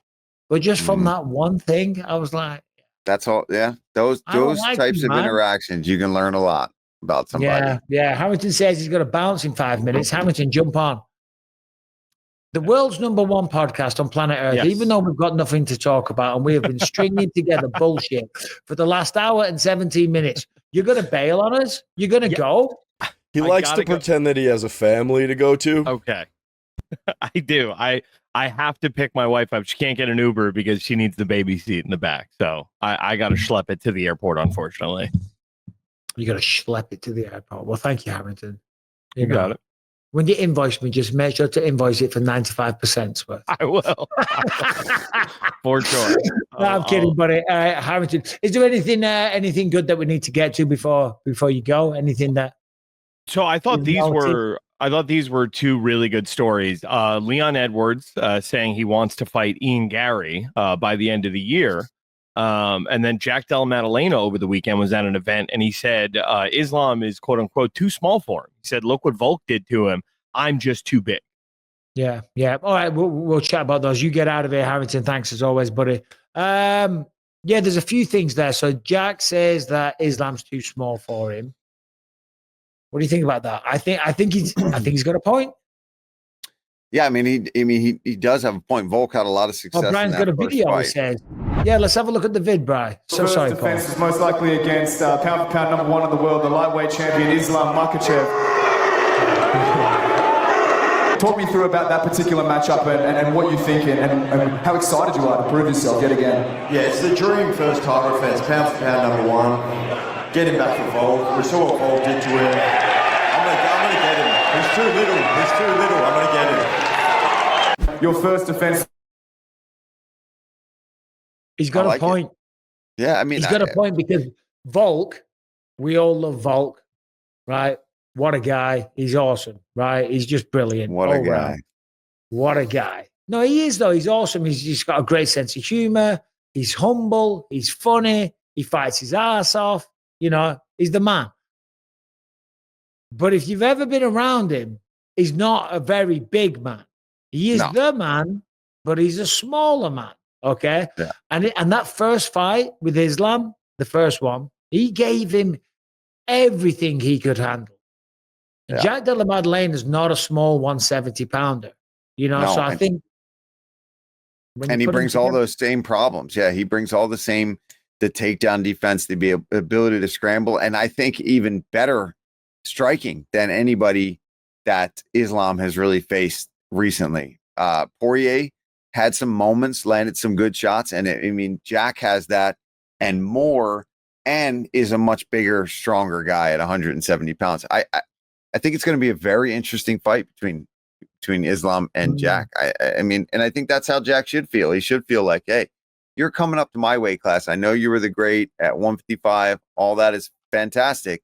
But now you're in the big boy leagues at 170 pounds. And as far as the other thing with Ian Gary and Leon, everybody seems to want to fight Ian Gary. My God, that guy's getting called out left, right, and center. But now he's calling out Belal to fight in Chicago. I see. Brian, see if you can find that. It's a funny little video, Brian. It's Belal Muhammad responds to Ian Gary with Chat GPT insults. And by the way, my Chat GPT, I realize this now. It's not Chat GPT. It's Chatbox AI. So I need to get Chat. I pay for Chat GPT. Just don't think I have it on my phone. So Chatbox AI. I'm on some bloody Walmart version. Connor cosplay with Dollar Tree trash talk. Bro, your lines hit softer than your jab. You sound like a teenager who just discovered McGregor highlight reels. You want to outbox me? Try out talking me. First, without embarrassing yourself. Until then, go back to rehearsing in the mirror. Maybe one day your trash talk will be as sharp as your barber's fade. Yeah, that's why not everyone can talk shit, and certainly don't go to ChatGPT because that was bad material. It might be a big mistake for Islam going up to 170. It might be a bit of a stretch. But fair play to him. I respect it. Jamahal Hill said that he's been dealing with a lot of injuries lately. I don't know if you saw this. He said that he's been dealing with a lot of injuries. I'm not sure if there's a video, Brian. There's something because Harrington's put it in the notes. But he says because of that, he has to work harder than everybody else. He says, Jamahal Hill speaks out. Oh, it's a little video. Let's have the video. I haven't been on my level. I haven't been on my level now for quite some time. I think that people severely underestimate the injuries that I've dealt with and the things and the challenges that I've had to overcome with that. An Achilles tear to an athlete is a career ender. Is a career ender in a lot of cases. And then you compile that with the injuries that I've also dealt with, the tears to the knees from trying to come back and force my way back in the timing that I did against I've gone against a lot of advice, that I was given by my team and people close to me before injuries and anything. I was a natural. I'm a natural talent. How long is the video, Brian? Naturally to me. I could hang around outside of camp, you know what I mean, eat, 2 minutes of this. do things. Oh, we don't need 2 minutes of do it. them and just hard. It's not your fault, Brian. It was a 2-minute long clip. I don't know what he's getting at, but the headline I have in the notes is he says that he has not been up to snuff following his Achilles tear. And because of that, he needs to work harder. But that people also need to respect the severity of the injuries. He has a point about the injuries, and injuries are a sad part of this sport. And it does affect you. However, the fan base, it's not their job to recognize our injuries and to then compensate in their minds our effectiveness. They just want to see the best fighters. And whether you're at 100%, 80%, 50%, they don't give a shit. If you get your ass kicked, you get your ass kicked. And that's the roll of the dice that we make as fighters. If we choose to take the fight, if we choose to step in there with an injury, like I said before, when I fought George St. Pierre, trust me, I couldn't move. But it's in the history books. I got choked out and I got beaten because whatever. And who knows? Maybe it would have gone that same way anyway. But I was injured. But I own that. I can't expect people to look at it through a different lens. And I'm not talking shit about Jamahal. I understand, and what's the word I'm looking for? There's something ate with him. There's something Resonate? Not resonate. Not resonate. Commiserate, not commiserate. It's a something eight. It's a something eight. Speaking of eight, I haven't eaten yet, so maybe that's why. But I understand why he feels that he's been a little overlooked. Commiserate. Yeah, we'll go with commiserate. I wasn't going to say that, but we like it. Commiserate means to commiserate, to like, oh, commiserating. He expects people to like say, no, he's still a bad. Sadly, when you get beaten, people don't remember that. You're only as good as your last fight. Yeah. I'm telling you, a lot of the things that he's saying recently is we talked after that loss. Empathize. Yes, empathize. Brian. Thank you. You just put it in the notes. That's the word. Empathize. And I just want to say, sorry, Paul, and you take the baton. I do. Jamal's great. And the injuries they suck. They suck. And I totally get his point. However, fans don't give a shit about that. Sorry, Paul. No, and they never will. And they'll always be the ones talking shit or praising you. And you got to just learn to deal with them. But when I talked to Jamahal after that loss to Khalil, it was like, you got to get healthy first and foremost. Then you've got to work. You've just got to work harder. Like you've got to train more like an athlete 24/7. And I think maybe he's coming to that realization on his own too, and realizing he said it there a little bit that he's been a natural. He's been somebody that's kind of just relied on instincts and it's gotten him this far. But when you get to the very top of the food chain, you win the belt and then you fight all the contenders after you lose the belt, you've got to be doing more. to be able to stay at that level. And hopefully we see him going really focused on getting better, training full time, keeping in shape, taking care of his body. And then, we'll see. And if you do that and you still don't win, then at least you gave it everything you had. But that's what Jamal's got to do. And hopefully he doesn't turn that into focusing on his injuries or feeling bad on this. Injuries happen and you got to overcome them, and you've got to make sure that they're 100% before you get back in there. And you do need to listen to your team and your people around you. Jamal's a bad mother effer, right? He is. I mean, he went 5 rounds against Khalil. Khalil looks really good. He hit him with some shots. He's as tough as they come. He's got good power, but I agree with everything that you're saying. He could just improve a little bit in terms of the athletic care of his body, in between fights. Hey, I'm saying this from experience. Yeah, me too. I was a fool. In between fights, I would blow up. I would drink. I would party. I wasn't in the gym. So it's easy now for me as a 46-year-old guy to say this. I'm saying it from experience, but the injuries, yeah, fair play. It's a shame for him. Last one before we get to some questions. Did you see this with Gordan Ryan? I didn't know that Gordan Ryan was sick or that he had a stomach illness. Did you know about this? Yeah. No. This picture. Oh, I knew a little bit. Yeah. This is from a couple of years ago. Both of these pictures. He has, I think, the same thing Brock Lesnar had, right? Diverticulitis. Diverticulitis. Yeah. Huh. And you know how you get that? Cycles. Yeah. Being a piece of shit. Steroid. Being a piece of shit. That's how you get that. Look at the left. Look at the left. I mean, I'm sorry. I have a hard time having sympathy for anybody. Obviously, I do as a human being. I don't want to see anybody sick. I don't want to see anybody die or pass away. But as far as athlete or competitor is concerned, and he's talked a lot of trash, and he's a brilliant guy when it comes to jiu-jitsu. But he's also a massive cheater. Yeah. Yeah. That says it all right there. I mean, you don't go from that to that just because you got ill. You got ill because of the left photo. Yeah. Yeah. No, I think that's fair enough to say that because he's clearly juiced out. And I think he's been very open about that, right? He talks openly about juicing. He says it's not illegal in BJJ.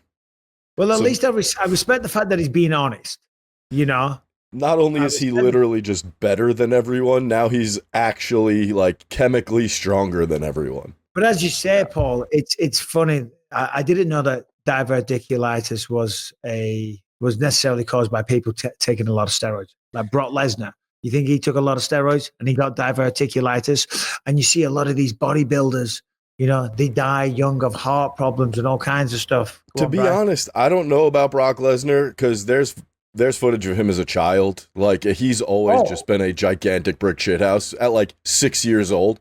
I think he's just actually genetically a freakazoid. Yeah. I don't know if it's real.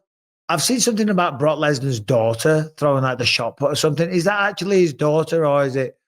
Have you seen Or these is images? it his clone? Yeah, no, that's literally his daughter. Hold on, I'll pull that picture up. Yeah, no, and she is, to your point, Brian, she's ridiculously jacked. She definitely looks like a female young version of Brock Lesnar. She looks like a monster. But you see all these bodybuilders, and of course, as a human being, you sympathize for them. It's like, bro, what do you think you're doing? Injecting yourself with all kinds of shit. One, you don't know where it's coming from. 2, you don't know the side effects. 3, you know now because you see it all the time. A lot of these bodybuilders passing away at very, very early ages, And then you see him there.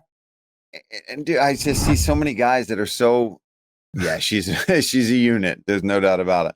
And I see guys that when they retire, even from fighting, they're so pumped to get on the shit and to get on the sauce. It's like,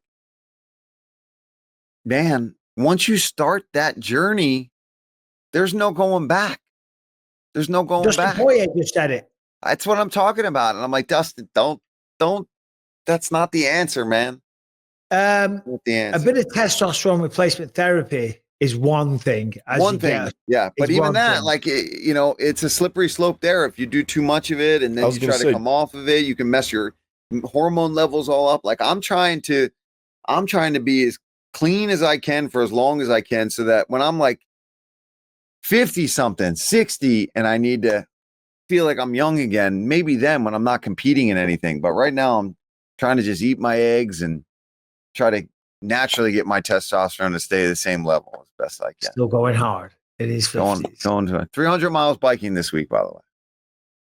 300 miles with a bad hip, no testosterone. And one bike ride was on the TT bike, which hurts my hips. My big thing has been trying to get back into the shape I was in when I did that film in Canada a few weeks ago, because I was ripped. Yeah. I was like 210, and I was 219 this morning. So I'm fasting today, you know, and tanning because the movie starts. It's a little. I play an old MMA fighter that was in a lot of trouble. An old MMA fighter. I used to be an MMA fighter. I'm in a lot of trouble with some gangsters when I was a kid. I get shot and I disappear. I leave town for 10 years. My partner at the time, my best friend and kind of like a father figure to me, has passed away. So I come back into town for the funeral and I realize that his son is in the same kind of trouble with the same people that I was in trouble with. And I'm like, right, okay, we're going to deal with this shit. You know, so that's kind of like the little bit of the movie. But yeah, the movie starts. The first day on set, I've got to do the flashback fight scene, topless. You know, I'm like, shit, here we go. You know, so I am fasting. I'm water loading today, like I used to when I was fighting. I'm trying to water load to piss my brains out to try and get the 6-pack back. It works. Yeah, it does. It does. Anyway, right, we've rabbited on for long enough. Real quick. Derek Lewis, Tyson Fury. I think Tyson Fury gets knocked out by Derek Lewis. Yeah. Stephen Wonderboy Thompson, I think, wins a decision over Gabriel Bonfim. Oh shit. That's a good one there though. Good for Wonderboy, man. Wonderboy's what, 42. 42. Oldest guy on the roster. Shit. And still getting wins. He can win that fight for sure. He's got to stay off the ground, no doubt about it, with Bonfim. But yeah, this let's is go a good Wonderboy. fight card. Calvin Cater versus Steve Garcia. I love Calvin Cater. Steve Garcia's on a roll, man. Oh yeah, yeah. That's a tough one, man. I like Garcia in that one too. He's a monster. Yeah, Steve Garcia. I think he's on like all first round stoppages, like in his last 6 or something crazy. And he was supposed to fight Edson and got hurt. So he was Edson got hurt. I forget what the Nate the Train Landwehr. He's back. Yeah, he's fun. Morgan Shaya, the last pirate. Ooh, that'll be a banger. Shit. That is a good fight. That's a good fight. That's a good fight. Morgan Shaya versus Nate Landwehr. That'll be a good fight. Kelvin Cater, Steve Garcia, sick fight. Thompson versus Bonfim, brilliant fight. Derek Lewis versus Teixeira. One of them will get knocked out, banged out, put to sleep. Boom. Who else? Chris Curtis, Max Griffin, Jake Matthews on there versus Chidi Njokuani. Hold on a minute. We're not being company men, guys. I haven't looked at the fight card because I'm not working it. This is a good fight. It's a good. I hadn't heard any of these because I'm also not working and haven't looked at it. I'm not working. Yeah, I'm excited to watch it though. Yeah. No, me and you both. Excited to watch if you got a question, send it into bympod@gmail.com. Do us a favor, leave a comment, like, subscribe, all that good shit. Brian, what do we got? All right, so our first question here today is from my new favorite submission. What's up, BMY? Bisping, Felder. Love you guys. Listen all the time. Twice a week, faithfully, if you guys do 2 a week. Anyway, 2-part question. First question is, do you believe that Alex Pereira on his next fight will still receive the one, the only introduction from Bruce Buffer, or do you think Bruce yanks that because of his recent loss to Ankalaev? And also the second part, do you think that Ilia Topuria will now get the one, the only introduction from Bruce Buffer, or do you think that he hasn't really earned that yet? Because being he knocked out 3 of the, legend champions in a row, I think that he could be the one, the only Ilia, the El Matador Topuria. Tell me what you think, guys. Love to hear it and listening to the show. So hopefully you put me on. Thanks, fellas. Thank you, brother. Appreciate the question. That was Alex Allsheimer. Alex Thanks, Alex. Allsheimer with an all-timer. I don't think so. I'll just get right to it. He just got beat by Magomed Ankalaev. He's not the champion anymore. There has been a bit of a fall from grace, so that happens when you lose your belt. I don't think as a challenger you can introduce him as the one, the only. No, I agree. Yeah, I think when you take an L in your last fight, that's going to go away. And as far as Ilya, I just don't think he has that aura that Poatan had. I think that's when you get that kind of an introduction is, you fought a million times. I don't know about that. I mean, who else gets the one, the only, though? Who else has gotten it in the UFC? I mean, not everybody, not even champions. Conor McGregor and Alex Pereira that's it. Yeah. That's a good YouTube video. The top 5 best overs. I'm doing it. Best overs in the UFC. Pereira, Ilia Topuria, Conor McGregor in his peak, Chuck Liddell, Anderson Silva. I don't know. It's a big drop off, isn't it? Yeah. Yeah. Silva. But thank you for the question. Yeah. That was a good one. We appreciate it. Brian? Yeah, I was just looking for this gentleman's name here. This is Henry Hoskin. My question today is about, with John Jones losing the heavyweight title, we have no American champions left, and we have one American number 1 contender in Corey Sandhagen in the bantamweight division. Is this a problem for the UFC, being such an Americanized sport with the time zones, the amount of UFC events held in America, or could we be seeing a change in how the UFC operates? Go ahead.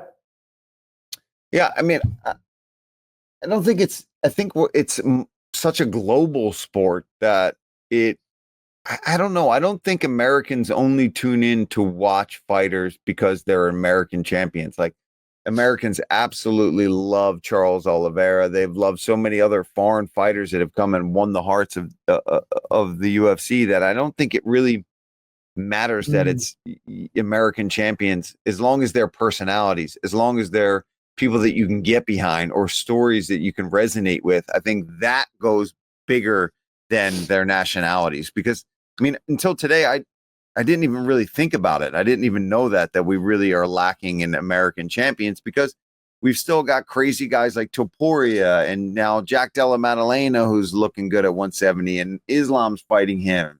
People from all over the world. I mean, it's fighting. It's not American football. It's not baseball. It's a fight sport. So I mean, we can get behind and become fans of anybody. I don't ever look at MMA or the UFC. I know that flags are involved and all that, but I don't think of it as a, U.S. versus this or Brazil versus this country. Do you know what I mean? Yeah, no, you said it perfectly. I mean, we were just talking about Alex Pereira. At the time when he was the champ, he was the biggest star in the sport. Anderson Silva was one of the biggest stars. Connor. George St. Pierre, Conor McGregor. Yes, we all love to cheer. If we're in an arena, let's say when I fought in Manchester, and I'm very close to Manchester. Yeah, it's one of your own. That's awesome. That's great. And on the undercard, there'll be a lot of Americans or local town people. That's probably why Nate the Train's fighting in Nashville this weekend, because he's from Tennessee and it's not too far away, right? That's what you do, because you get local people in. But I don't think the fact that they don't have American champions right now is a problem. I think if you look at the amount of champs that they've had historically, I think America's still number 1. Then you've got Brazil. America and Brazil, they dominate for the most part, but just right now there isn't any other than Kayla Harrison. I think that's the show, Paul. I think we're going to go about our business now. I think we're going to do it. I think we're going to wrap this one up. I'm going to go eat dinner. I'm starving. What are you having for dinner? I don't know. We might order today, because I've just been texting my wife and we're going back and forth on just. What do you order? We did. I don't know. We had Mexican not too long ago. We love ordering Mexican, but I'm thinking maybe a pizza. Maybe we've done pasta from this place not too far from us as well. But I don't know. I got to get a good balance. I need good protein. Need some carbs. So I said I was going to fast all day because of this film tour. Bollocks. I'm having a steak. Now you're starving. Well, yeah, if you're gonna do that, if you're gonna eat, I think that's your best bet. If you're trying to still stay trim, get that steak in a day. It's to slim down in a day, but it is what it is. Ladies and gentlemen, thank you for watching. We appreciate the support. See you next week.